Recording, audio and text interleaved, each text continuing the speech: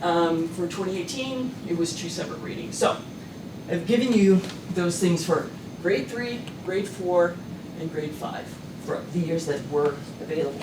What you can see with those numbers in red at the top is they consistently overestimated the reading level, the grading reading level of the students.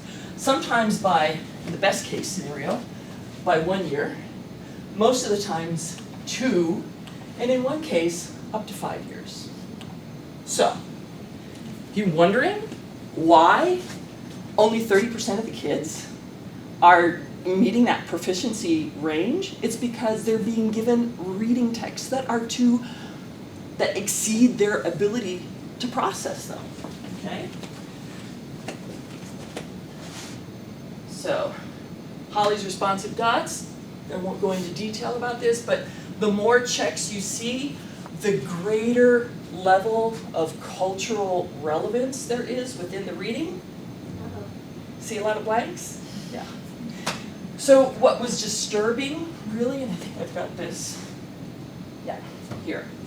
The readings, they were they exceeded the readability level of the learners. The topics, the characters were completely out of touch with culturally and linguistically diverse learners. Authentic cultural and linguistic richness was absent from the kinds of readings that they had, and there were missed opportunities. There were places where they really could have capitalized on that, and they didn't. There was an attempt of cultural homogenization, like everybody's all the same. And what really I found disturbing was that diversity was only displayed by anthropomorphizing animals. So, animals could be diverse, people could not, in the readings that these kids were seeing. You had talking animals all the time, which was disturbing to me. Okay, let's look at math. Don't know if you can read this. You've got the helpful bolitas, these are oranges, okay? So here we go. Karen has 48 oranges. She puts the oranges into grocery bags. Each bag has the same number of oranges. Each bag has more than 2 oranges. There were more than 4 bags. There were no oranges left over. All right? So what you're starting to see is why kids start to hate math, right? Because it's a mystery, right? Let's say sentences are fairly easy. You can see we're hitting that. We don't even reach the 95. We make it up to 93.8 in the 6th level, right? So in terms of the words, some of them, and the biggest word is oranges. Okay, oranges are not relevant to completing this. It could be anything. You could make this into something relevant to the kids, and they might get a better handle on it, right? So there are some adjustments that could be made. What I think is the worst thing, and I found this sort of consistently, but I didn't actually analyze this, which is what you'll see. Let's say you get through all of these things, the magical mystery tour of oranges, right? You figure out the answer, and you're like, great, I'm gonna put my answer down. Here's a comparison between Karen has 48 oranges, right? Simple enough sentence. Here is a structure, if you can see it, of how you're supposed to code your answer so that it's meaningful. So even if you get through the actual problem and you get the right answer, finding out what you have to do to plug in your answer, to make your knowledge known, is massively complex, okay? And it actually is drag and drop the numbers into the blanks to make an equation showing how to find the number of oranges Karen put into each bag. Right? Overly complex, overly complex. I won't go into too much detail here, but here a teacher plans to use ropes to make stations in the gym. When are we talking about rope, right? Okay, anyway. Imagine there's hugely confusing wording here. We get up to, again, jump from 94 to 98% between 5 and 6, so this is pretty challenging.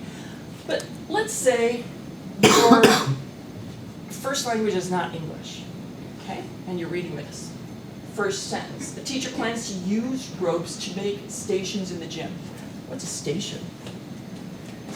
And what's a gym? My son's school, elementary school, didn't have a gym, right? So they may or may not know what that word is. Let's say you do know the word. Let's say you've heard the word gym. Hey, we're going to the gym. Maybe you've never seen it written like that. So you're trying to figure out what a station is and what a gym is, because you've never seen it before, and why your teacher needs ropes, right? So, it's crazy. Okay, just going to tell you, Shaftel et al., they looked at different features.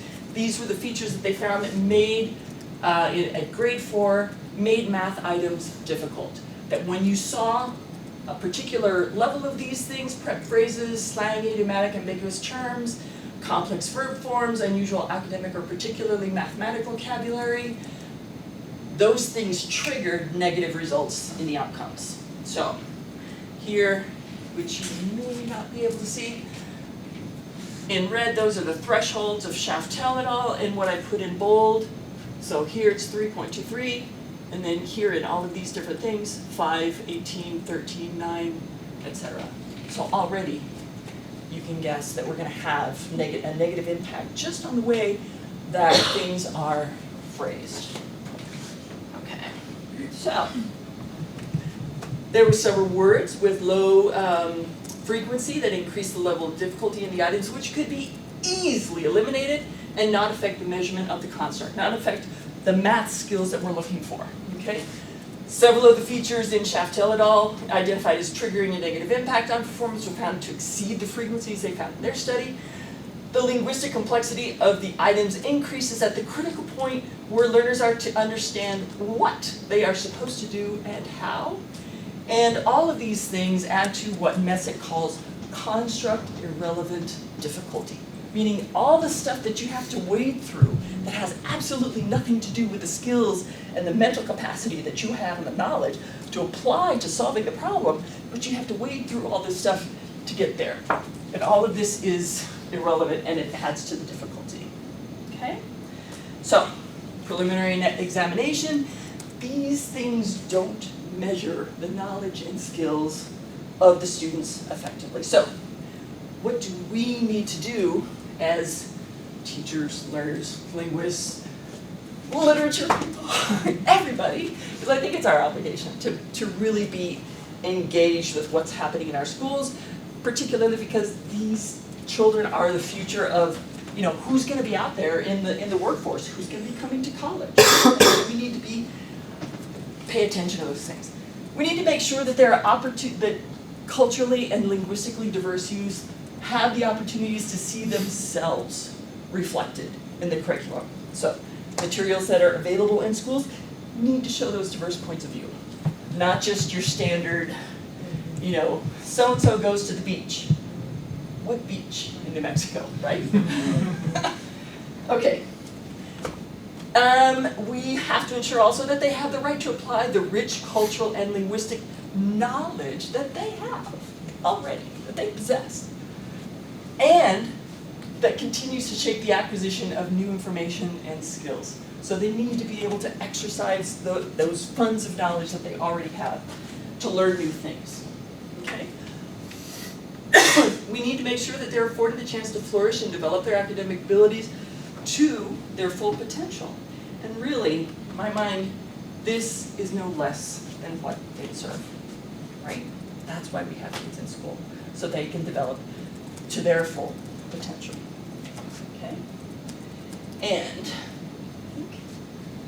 let's see. And I have more examples of terrible, horrible math items. And if you have any questions, I'm happy to go ahead. I know you focus like on third graders, fourth graders, and fifth graders, and stuff like that. But have you thought about, like, right now I'm taking the GRE classes with Dr. Rivera, and the wording and the examples are just like, oh my god, like you say, they're not culturally like Right. inviting us to like write about it. Like we were talking yesterday about 2 different prompts. I'm like, I like the second one because the first one I cannot connect. Sure. Sure.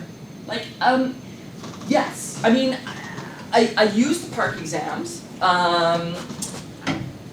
and I focused on those 3 grades because I think they're critical. But the same things that are problematic at those grades in that exam permeate the industry.